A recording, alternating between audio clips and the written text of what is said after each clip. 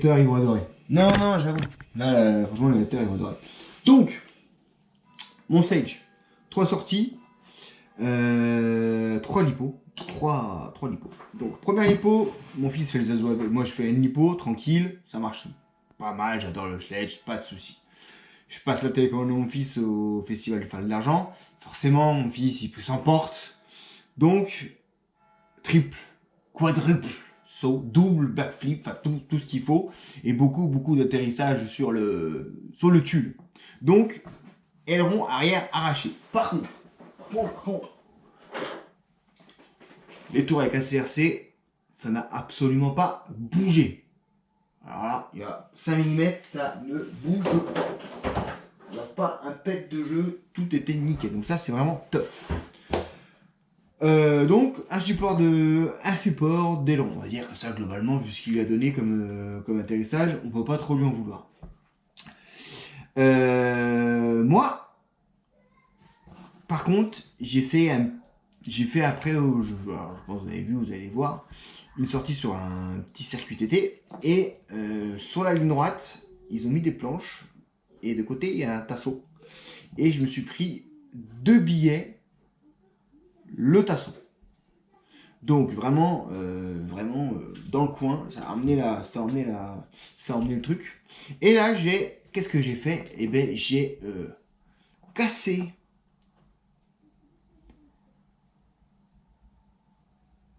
Ah oui, non, c'était ça. Oui, non, c'était pas ça. Attends, non, je résume. Attends, je me perds dans les casses. Deuxième pack, donc le deuxième pack, je fais un saut pas trop fort et je pète. Je me dis merde, ça fait un bruit d'enfer. En fait, c'était le cadran qui était sorti et j'ai pété en fait la vis qui traverse le porte-fusée dans sa partie filetée. Donc on passe de 3 mm à 2 et c'est là que ça a pété. Donc ça, merde, bon, ça j'avais pas la pièce, je la commande, patati patata. Je la remets. Je fais une autre sortie, donc un autre pack. Et là, je me prends le fameux petit poteau de côté. Et là, je casse net l'axe du triangle, dans le triangle.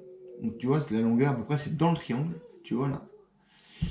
Déchirer un petit peu le triangle. Alors, un petit peu.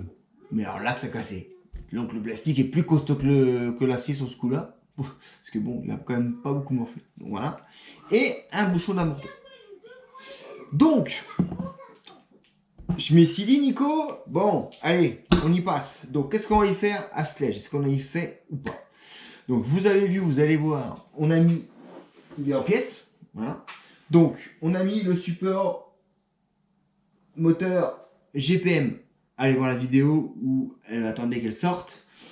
Je donne tous les détails de montage, etc. Tout va bien, il y a 2-3 petits trucs qu'il faut faire, mais globalement ça se passe bien, la qualité est bonne, 75 T6, franchement pas mal, dispo en pas mal de couleurs, même en bigarré, noir, rouge, enfin bref, c'est sympa. Après le bal d'argent, la voiture était rincée, donc pas mal d'humidité. On a acheté sur alors eBay ou AliExpress, je sais plus, un kit de vis inox pour le sledge. Voilà, pour éviter la rouille, parce que franchement ça fait mal aux yeux, parce qu'il y en a tellement quand tu la sors ta bagnole, là, ça fait, pour une voiture de ce prix là, ça fait un peu mal au cœur. Et puis on a monté, comme on a chopé un triangle, pour se faire plaisir, comme on les avait, les amortos verts, les triangles verts, couleur verte du sledge. Donc, la voiture est en pièces, et normalement, si je fais Tana, rien du tout, j'ai oublié un truc.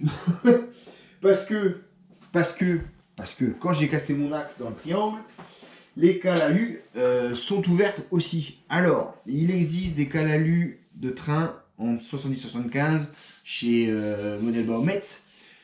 Ça aussi entre 20 € et 35 € la cale. Ça commence à piquer quand même. Donc, avant de passer à ce stade-là, je me suis pris des Calinox CGPM. Donc pour le train avant et pour le train arrière. Donc Calinox plus solide, parce que c'est de l'acier quand même, même si c'est de l'inox, plus solide que j'espère l'alu, par contre plus lourde, ça c'est certain. Ça c'est sûr, ça pèse les 4 là. Alors, avec l'emballage, là ça va pas peser grand lourd. Les 4, ça pèse 100 grammes et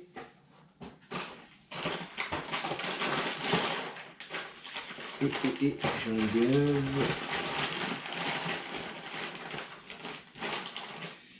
Par exemple ici c'est on va comparer par train parce que je vais pas vous emmerder à chercher le truc.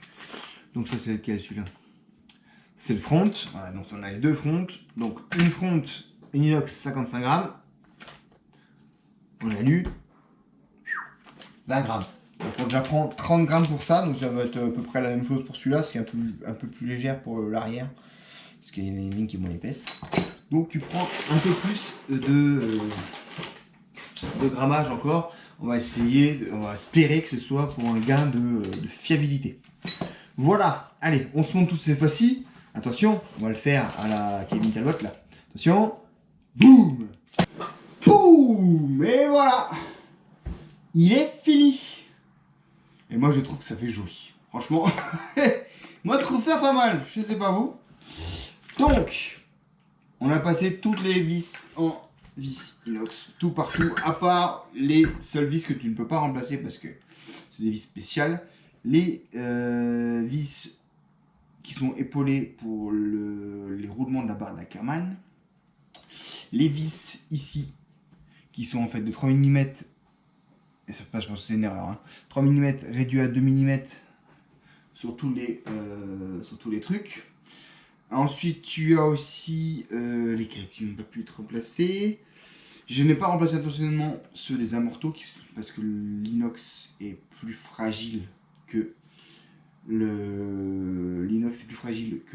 l'acier. Donc du coup, on l'a gardé parce que c'est ici quand même que ça se répercute. Tu peux attendre 3 secondes. Tu attends, tu vois ta mère, pour une fois. Mais non, parce qu'elle a dit plus déranger, sinon je peux prendre du chiffre. Bah, elle a raison. Allez, bouge. Oui, c'est bon.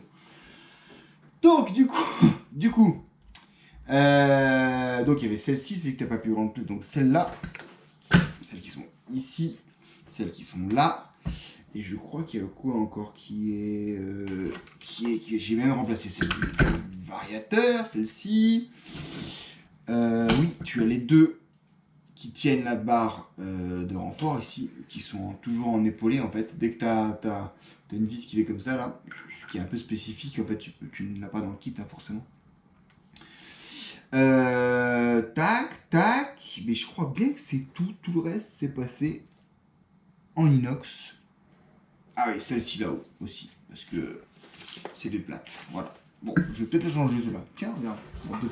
Ouais, je vais voir. Parce que c'est quand même celles-ci qui sont vers le haut. Ça va récupérer toute la...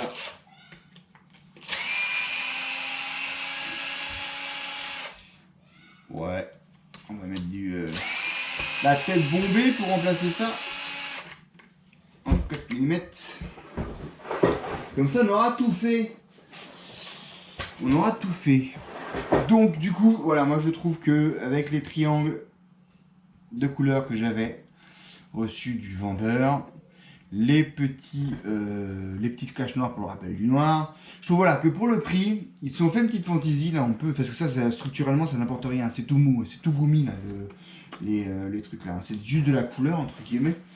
Et bah pour le prix du machin, ils auraient pu gentiment offrir, je trouve, une autre couleur au client qui a dépensé près de 800 balles. Voilà, ça aurait été sympa, ça aurait un peu égayé le concept, je trouve.